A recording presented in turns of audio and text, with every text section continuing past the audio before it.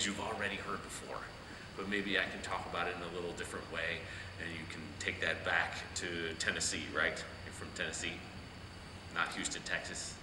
Totally different place. So let's start with City of Steel, and I'd like to look at the coda. Sorry, it's very squeaky. Okay, let's look at the coda. What's this piece about? It doesn't matter if there's like I don't know what the program note is for this piece. If there's a little story in the front of the piece, I have no idea. I had never heard this piece until this afternoon. What do you think this piece is about? Does it tell a story of any sort? What is City of Steel, right? What does that mean? It's Pittsburgh, okay? And why is Pittsburgh? Dr. Benham back there is from Pittsburgh. Why is Pittsburgh the City of Steel? Yeah, at least they used to, right? Still some, but the steel industry there isn't maybe what it was at one time. Okay, so what does that, if you didn't know that if this piece was called something else, what does the character of the music tell you? What does it sound like? How would you describe it? Somebody said, what does this piece sound like? Stormy, what else? Mysterious. It says what? Okay, so it's dark and it's mysterious, and it maybe stormy. It's a stormy, dark, mysterious night in Pittsburgh. Okay, what else? Is it daytime or nighttime? It's nighttime, okay? What else? What's happening in this music? Does it feel is like a steel mill, like a factory? Does it feel like industrial in that way? Does it feel really lyrical? What is this music? What's happening in this music? What picture do you get in your imagination when you play this music? Anything? A heist? That would be mysterious, right? Like a movie? It kind of does sound like movie music might sound in some ways. Yeah. Say it again. Batman.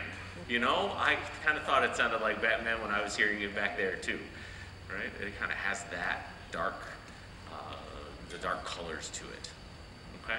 Can we start here let's start right at 125. Okay? And I want you to think about something mysterious. Is it foggy or is it clear? Okay? You're in the city, are there lots of cars around? Or is it kind of empty? You're all by yourself. Just get a picture in your mind. Let's play at 125, okay?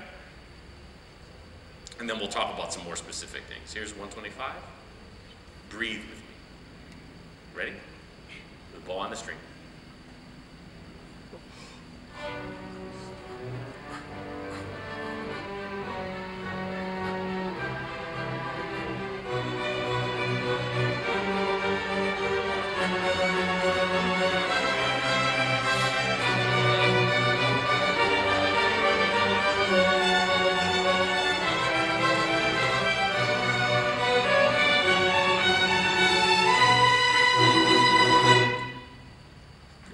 So how important are the 16th notes? What's the purpose of the 16th notes? If you have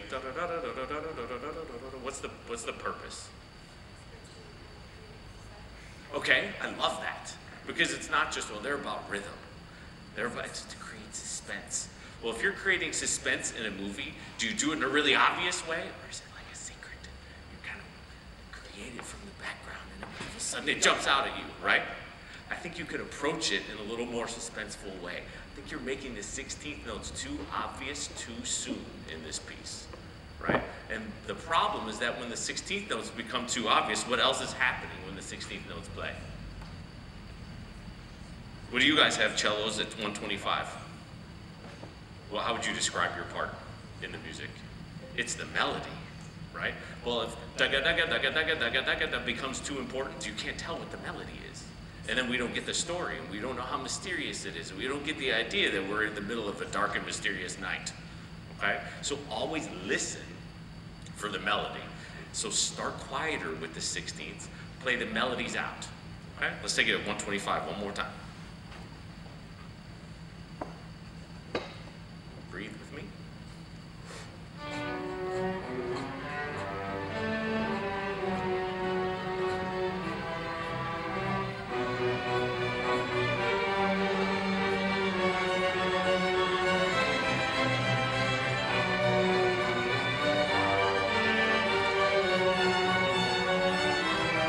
That's the idea.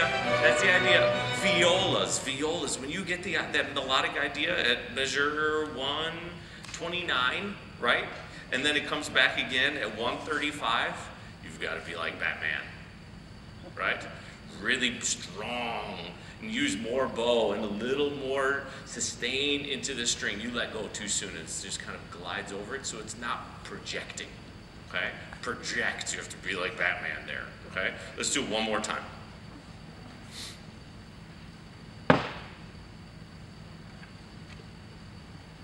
Put your bow on the string. You guys are matching where you are in the bow very well, right? For this very first note in violas, you're all in the same place in the bow to continue with the 16th notes.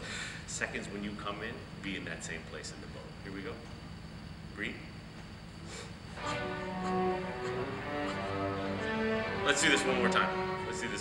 I may be starting you at a little different tempo. Make sure you're listening for it. Batman is not going to rush, but he's also not going to be asleep. Okay, one more time. Don't be late.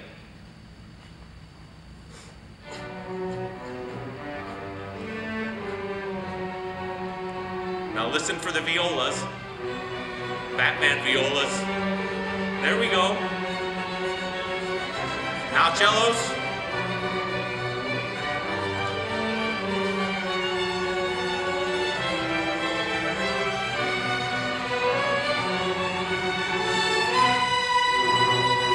Good, do the last two measures for me, and then I want to hear the violas do their Batman moment. Last two measures, 1, 2, 3.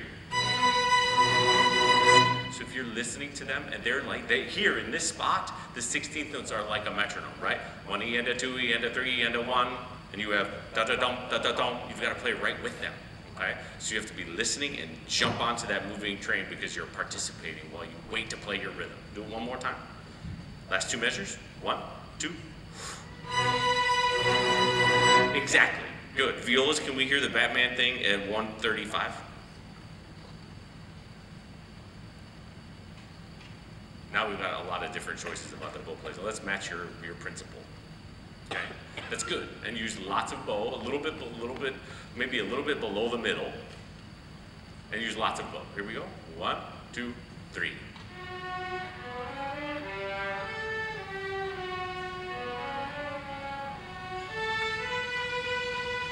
Good. Do you hear how it gets softer as you go? Can we make it crescendo as you go? 1, 2.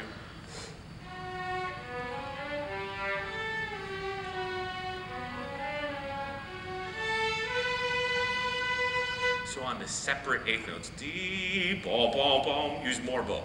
Okay, a little more bow speed and a little more weight into the string. Here we go again, same place. 1, 2, 3.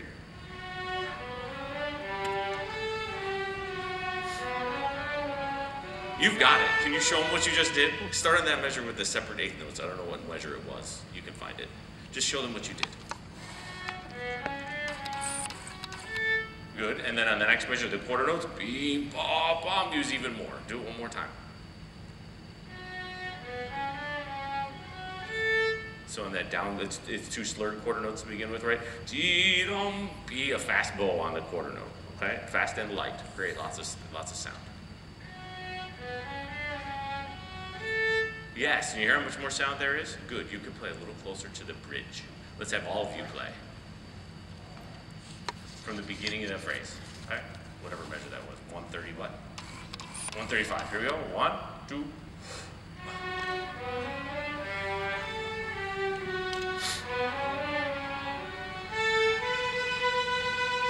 That's good. We're getting a lot more sound out of that. Could we go back and do that last section one more time from 135 to the end?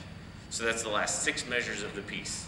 Okay? Remember, you're being mysterious and suspenseful. The last note is where we're headed. Okay? Here it is, 135.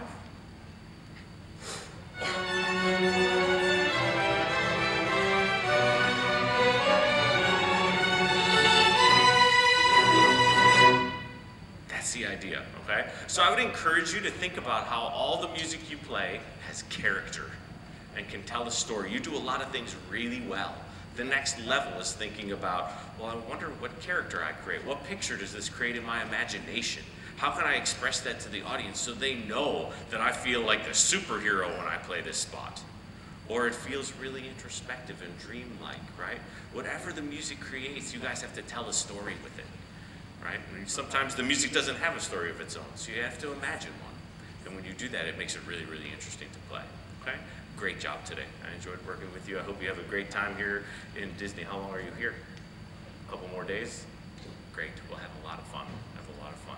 Nice job. Thank you.